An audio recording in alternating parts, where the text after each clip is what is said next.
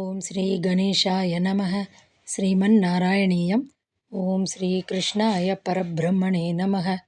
ದಶಕಂ 48. ಯಮಲಾರ್ಜುನ ಭಂಜನ ವರ್ಣನಂ. The redemption of Nalakubara and Manigriva. This Dashaka is a condensation of Bhagavata Skanda 10, chapter 9 verses 22 and 23, chapter 10 and chapter 11 verses 1 to 6. Shloka 1. Muda suraugaihi tvamudara sammadaihi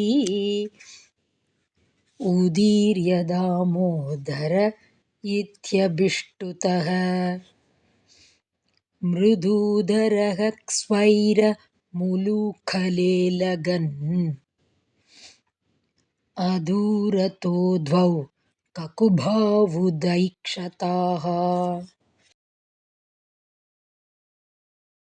Word by word meaning. Udara sammadaihi. Udara, extremely great. Sammadaha, happiness. Who were extremely happy. Suraugaihi, by the hosts of gods. Damodaraha iti. Dama udare yasya saha, as Damodara, one whose stomach was tied with a rope. Udirya, naming. Muda, joyfully. Abhishtutaha, praised, standing all around. Mrududaraha, who had a tender belly.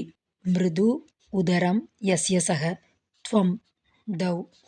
Swairam, comfortably. Ulukhale lagan, staying at the mortar. Adurataha, not far away. Dvau, kakubhau, two Arjuna trees. Udaikshataha, didst see. Full meaning. Thou wert named Damodara by the gods, who were extremely happy and who were standing around praising thee joyfully. Tender-bellied as thou art, thou didst stay comfortably at the mortar, and then didst see two Arjuna trees not far away. Om Tat Sat.